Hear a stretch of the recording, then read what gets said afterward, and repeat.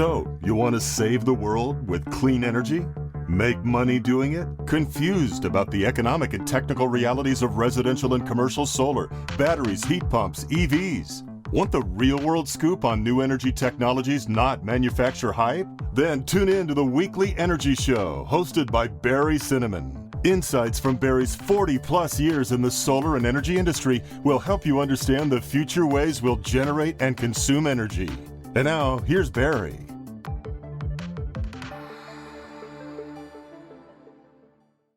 Welcome to this week's Energy Show. Now, solar combined with battery storage is the best way to power your home or business during the next blackout or power shutoff. Now, power shutoffs have become the new normal here in California, and it's going to continue for many years to come. Heck, the PG&E CEO said, figure on this taking another 10 years or so. That's forever. Battery backup with solar is clean. You don't need any fossil fuels. It's reliable because the batteries charge up every morning. And you know what I really like? Even though I'm a mechanical engineer, there's no moving parts. You don't have a generator to put oil in or test and start it every month.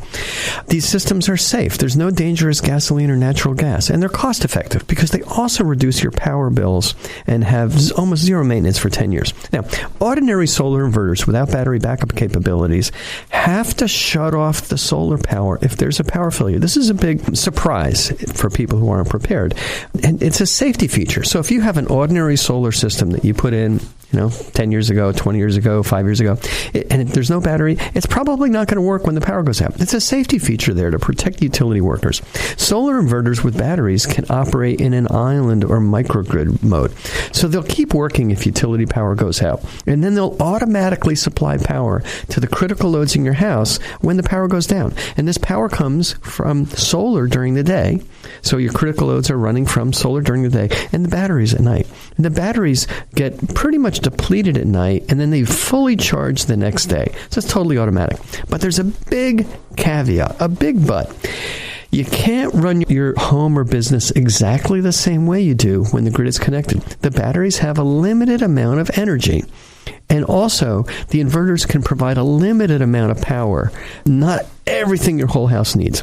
So when I kind of look at this, it's a myth that solar and batteries can provide backup to your entire home, and you can enjoy your home the way you do when you have utility power. Unless you have $100,000 or more to spend on solar panels, on batteries and inverters, you're going to need something like a commercial scale 50 kilowatt inverter, and you're going to need like 50 kilowatt hours of batteries. That's a lot. That's what a commercial customer puts in. It's not practical for a home for lots and lots of reasons. So people want to believe this myth that we can continue to run our house, our 21st century lifestyle, when the power goes out. But it's not practical, and it's not cost effective for the ordinary homeowner. Now, it's good to set realistic expectations, and that's kind of why I'm doing this show. If you're a battery customer, if you're looking at batteries for your house, it's good to understand the limits of the battery capacity and the inverter so that you're not disappointed when you get a system. So the comments on this week's show, a lot of these insights come from me installing batteries for 20 plus years, and also from the experiences that our customers have had right here in the San Jose area over the last few months during these scheduled PG&E blackouts and also during some just regular blackouts. I mean, the most bizarre thing happened to us this week. We just finished installing a system for a customer in Aptos, and like when our team was still there, the power went out in this neighborhood, and he was like jumping up and down for joy. We thought at first we somehow caused this blackout, but no, the power was shut out, and their customer is just like, hey, my lights are on, my fridge is on, my TV is on, I'm happy. All right, so there's two reasons why whole home backup is just impractical. The first reason is that the energy capacity in your batteries is generally not enough to power the whole home overnight. And maybe for a few cloudy days after a storm, when we have a really bad rainstorm or when there's a bad snowstorm, it might not be the sunny day to the next day. So you're going to want to be kind of careful about using your battery energy. And the second is the power output of the inverters is insufficient to operate your major appliances. You no longer have a 100 or 200 amp wire going into your house. You have a relatively small number 8 wire that can put out maybe 25 or 30 amps, and that's not going to run your air conditioner. It's not going to run your heat pump heating system. It's not going to run your pool pumps. It's not going to warm up your electric stove. It's not going to charge your EV in any significant way. Now, it's confusing because there's a lot of off-grid homes, and some companies are promoting this concept of whole house backup. Home Power Magazine says there's 180,000 homes in the U.S. that are completely off-grid. Now, these off-grid homes were designed for off-grid living. They're generally smaller. They're more efficient. They have combustion heating, natural gas, or in many cases wood stoves. They have gas or propane stoves. They might have solar domestic hot water, so you're not heating up your domestic hot water from natural gas or your solar. You're heating up from solar thermal, great old technology. There's no central air conditioning, and you have very few always-on appliances. And a lot of these off-grid houses, they don't have electric vehicles or swimming pools. They're also going to consume a lot of energy. Now, there are some bigger off-grid homes, but these big off-grid homes were carefully designed to minimize the electric use in the home. They'll have large solar arrays. They'll have multiple inverters and large battery systems, 4, 6, 8 batteries. These are big batteries all stacked up together. All right, so let's look at the average needs of a typical U.S. home. A typical U.S. home uses about 1,000 kilowatt hours a month, or about 33 kilowatt hours a day. Now, in order to meet those typical needs, you'll need about 10 kilowatt photovoltaic system, 10 kilowatt solar system. And that works in the average sunny areas around the country. If you're in a more northern climate where it's not as sunny, you might need a bigger system. And if you're in like Phoenix, Arizona, you could probably get by with a smaller system, although I'm sure people in Phoenix use a lot more than 1,000 kilowatt hours a month for cooling. So we can see that for most homes, it's feasible to find a way to put in solar that's going to cover most of the consumption in the house. All right. Pretty much, if you have the budget, it's pretty much going to zero out your electric bill. Now, let's look at the energy capacity of your battery backup system. This is the next thing. Now, remember, most battery backup systems cycle from 100% fully charged during the day. So usually the batteries in a backup power system with solar, they're recharged by solar by 10 or 11 or 12 o'clock during the day. And then they start discharging in the afternoon and evening when the sun's down. They'll discharge down to, say, 25% at night. So there's a nice economic benefit because you can charge your battery during the day when solar is accessible and when running the meter backwards is relatively cheap. Heck, in California right now, the midday rate is 16 cents a kilowatt hour. Yeah, it's not great to do net metering them. But the rate at night, in the afternoon at night, is 47 cents a kilowatt hour. So instead of running your meter backwards at a low rate, you just put that energy into your battery. And then you use that energy in the battery in the late afternoon and evening when you don't want to buy that 47 cent kilowatt hour power. And those numbers are just going to keep going up. So by operating the battery in this way, time shifting your energy use, you can save another $500 or $1,000 more a year. So there's a nice economic benefit for that. So first question that battery customers always ask is, how long is my battery going to last in a blackout? It's not an easy answer. The reason why it's an important question for customers to ask is the biggest customer complaint about their battery backup system is it didn't last as long as they thought. We had a customer who had a lot of things running on his critical load panel, and his CPAP machine stopped working at 2 a.m. His wife kicked him out, and he had to go sleep on the couch. And we kind of had things redesigned so then that his energy would kind of get him through the night. Now he's happy. All right. So there's two factors that are going to dictate how long your battery is going to last. The first is the charge level of the battery when the power goes out. If your power goes out when the battery is fully charged, battery's going to last longer. But if the power goes out at night when you're mostly discharged or fully discharged, you're not going to have a lot of energy left for backup power. So here's the thing. Our 20th century homes, last century, right? Things built in the 1900s, they used a lot of electricity. They were relatively poorly insulated, and they had older appliances. New homes, things that are built 21st century, they're more efficient, there's better controls, they're really well insulated, but they use even more electricity because a lot of the things in the house are electric. So let's look at some of the necessities that are built into our current houses that use a lot of power. Central air conditioning. Central air conditioning system, 5-ton air conditioner, draws about 5,000 watts. Now, it's not always drawing 5,000 watts. I'm just going to assume a duty cycle of about half. So it's only running half the time. Your electric vehicle charger, a level 2 EV charger, needs a 40 amp breaker, draws about 7,000 watts peak. Depending on the car, you may not charge at 7,000, but a lot of cars are charging at 7,000 because you don't want to take like a whole day to charge up. Your electric stove, just one burner on that electric stove can draw 10,000 watts. Your oven's going to draw even more. Your pool pumps, usually you have a circulating pump and a cleaning pump. Those two pumps Each has got about a 1.5 horsepower motor. So those are going to draw 2,200 watts. And then you have these things called vampire loads, these insidious devices. Chargers, TVs are always kind of drawing a little power.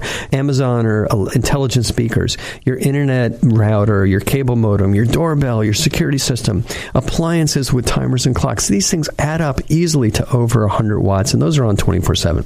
So how does a typical solar and battery system operate with these bigger power draw appliances? So let's say you're going to try and run your whole house with a solar and battery system when you've got, all these other things running, the AC, the pool pump, the HVAC, trying to cook on an electric stove. How does it work? Basically, it doesn't last very long at all. The math is really simple. If your battery is down to a 25% minimum charge level, in the evening, let's say 2,500 watt hours, that 2,500 watt hours is enough to run your central air conditioner for half an hour. Then the battery's dead. When the battery's dead, you don't have any power for your fridge, your lights, or anything else. It's enough to run your EV charger for 20 minutes. Then the battery's dead. You can run your electric stove, one of those burners on your electric stove, for 15 minutes. Then the battery's dead. Or you run your pool pumps for less than an hour. Then the battery's dead. So we've got to design these systems so that they're going to operate in a way where your necessities are going to easily be powered through the night into the next day, and then the sun will recharge things. And that's what's involved in properly design a system. All right? When your battery is dead, it's like you're on Gilligan's Island. No lights, no phone, no electric car, not a single luxury. It's not practical to expect that when a blackout hits, a public safety power shutoff hits, anything like that hits, a homeowner is going to turn off the critical appliances. So if you had wired up your house and you said, all right, well, when there's a blackout, I want to back up my whole house, but I'll just turn off the circuit breakers for the things I don't need. It ain't going to happen. At night, you might not even know there's a blackout until the battery's dead. Or you might somehow know that there's a blackout because you might hear a beep. You're not going to want to get out of your warm bed, go outside or into your basement and flip off the breakers for your air conditioner, your pool pump, and everything else. You're just going to kind of wait. An hour later, everything's dead. And then during the day, you may not even be home. So when you get home from work at night, say around 6 p.m., the battery could already be, dead. And there's no sun to recharge it. So you're out. So to deal with the situation where the energy's limited, that you have in your battery, and your power's limited, what contractors do is they install a critical load or a backup load panel. It's not always easy to install these things, but it's the right way to do it. And on this critical load panel, you're just wiring in circuits for the necessities, not the luxuries and big power draw appliances like your pool pumping or air conditioner, but things like your refrigerator in your kitchen, your hallway lights, some bedroom outlets, maybe your garage door opener because you want to get in and out. Just a few things, half a dozen circuits. And this kind of installation is very common with generator installations also. Heck, you can go to a big box store and buy one of these critical load panels with a transfer switch. Not a big deal. So straightforward, but it's the right way to go. Now, let's start running a little bit of math. The duration of the battery use, so how long is your battery going to last? It depends on the charge level of the battery when the power goes out. So here's a practical example. Just happened in our neighborhood last month. Public safety power shutoff. We knew it was going to happen. Our neighborhood got hit around 10:30 at night. Now, the popular batteries that are on the market right now are in the range of 10 kilowatt hours to 13.5 kilowatt hours. That's how much energy is in one of these big 200-pound batteries. So I'm going to use the example of a 10 kilowatt hour battery since the math is easier. If your battery is down to 25% usable capacity at night, and that's kind of normal because you've been also using your battery to save some money on high cost of electricity at peak times in the afternoon and evening. So if it's down to 25% usable capacity, you still have 2.5 kilowatt hours for important appliances. That's 25 watt hours of energy that you can use for what you really want. That sounds like a lot, but it really isn't, depending on how you use the power in your house. So let's look at the power draw of these critical appliances for half a day. Could be daytime, most likely evening, running on a critical load panel. So let's say the power goes out at 10 at night, and let's see if we've got 12 hours of power for the critical things. And also remember, when the sun comes up in the morning, you're going to have plenty of power from solar. A normal fridge draws about 75 watts on the average, or 900 watt hours overnight. A microwave draws 1,200 watts, and a coffee maker is about 1,000 watts. But you're not going to run those constantly. You're going to run each of them for maybe 10 minutes or so. I mean, boy, you want to make sure that you have enough energy in your battery to make coffee in the morning. And maybe you need a light, but you have to have that coffee. All right, so that's going to add up between the microwave to heat up whatever, hot water, or make some breakfast in the microwave, and your coffee maker. That's going to use about 300 watt hours. Basic cooking necessities. Let's say you have some lighting in the house, 5-6 watt light bulbs, LED light bulbs running for 10 hours. I mean, you're never doing it that way. You're just going to turn on more lights for a brief amount of time, but just for simplicity, running these light bulbs for 10 hours, it's going to use about 300 watt hours of energy. Here's an interesting one, a CPAP machine. A lot of our customers have CPAP machines. They use about 40 watts, and to keep those things running for 8 hours at night, it's going to be 320 watt hours overnight. Your cable TV box, your internet modem, your standby loads, another 50 watts or 600 watt hours overnight. So if you add all these things up, you come up with almost 2,500 watt hours overnight. So that's how much the necessities of life are going to require for about a 12-hour period. Now, when the sun comes up in the morning, battery's going to fully recharge and you'll be fine. So by being judicious about what you're putting on this critical load panel, you're really going to have better satisfaction with your battery backup system. Now, in addition to the limitation of the battery energy, it's kind of like the size of the battery, there's also a limitation with these whole house backup systems on the size of the inverters, the power limitation of the inverter. This is really important. Most homes have a 200 amp electric service. Older homes have 100. People are upgrading to 200. That's great. The National Electric Code has very strict rules about how big a circuit breaker different appliances can have. And it's interesting the way the solar industry has evolved. Most inverter companies have a 7,600 watt inverter that's optimized for a 200 amp electric service. That's just kind of how it works. They also have 3,800 watt inverter that's optimized for a 100 amp service. It's half the size of this.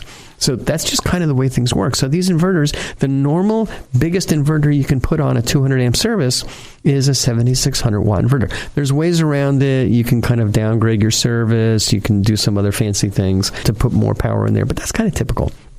So these common inverters in backup mode can supply about 5,000 watts steady state and 6,000 watts peak.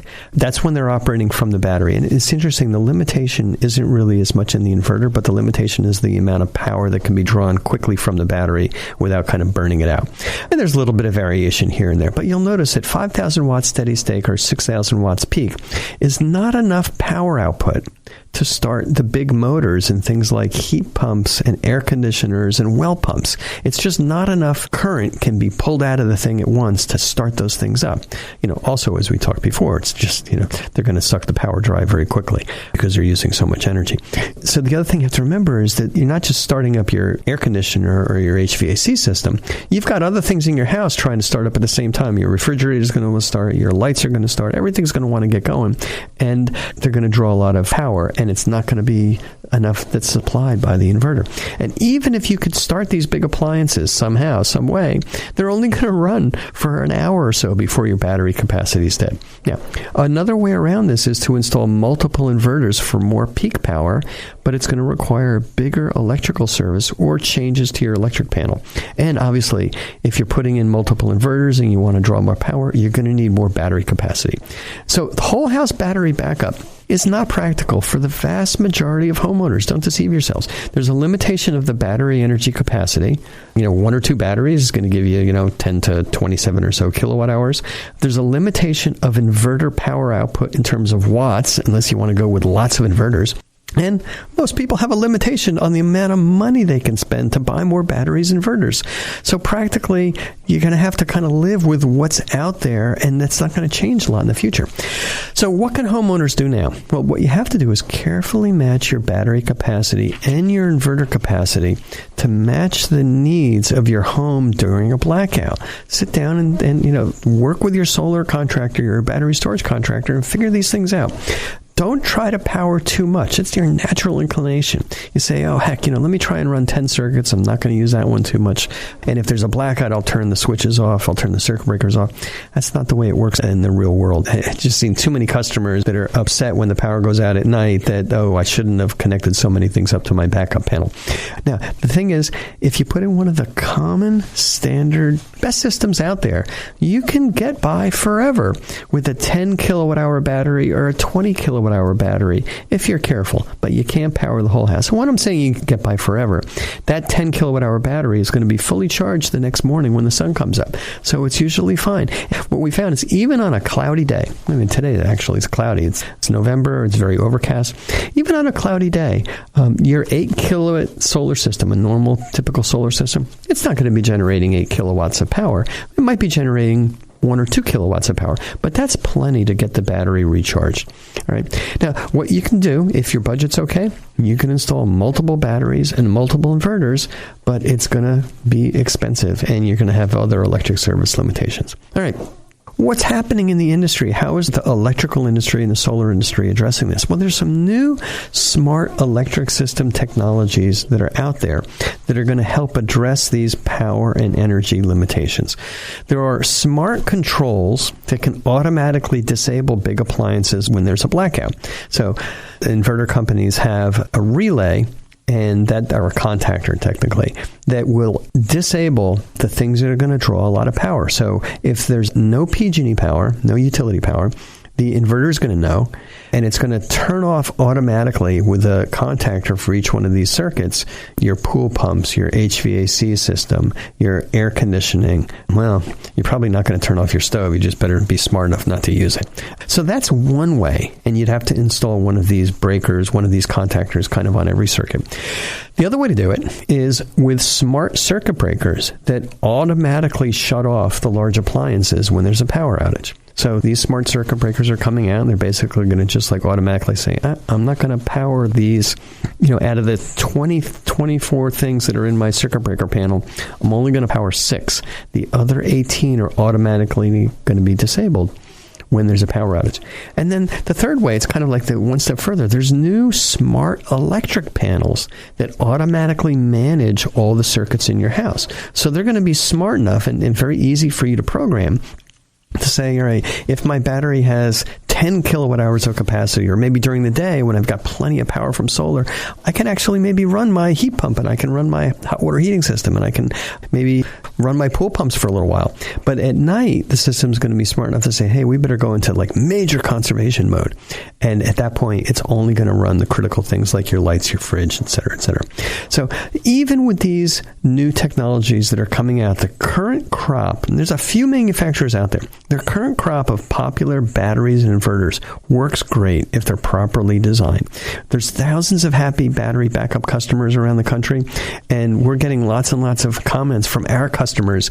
It's good when you get a comment from a customer saying, hey, the battery worked great throughout the night. It's exactly what I bought it for. And that's what's important for customers, to make sure that you're really allowing them to get the power they want through the night without, dropping out. Anyway, that's all the time we have on this week's Energy Show. Thanks to all of our listeners for tuning in. And if you missed any of today's show, you can always go to our website at cinnamon.energy and listen to the podcasts. So, you want to save the world with clean energy? Make money doing it? Confused about the economic and technical realities of residential and commercial solar, batteries, heat pumps, EVs? Want the real-world scoop on new energy technologies, not manufacturer hype? Then tune in to the Weekly Energy Show, hosted by Barry Cinnamon. Insights from Barry's 40-plus years in the solar and energy industry will help you understand the future ways we'll generate and consume energy. And now, here's Barry.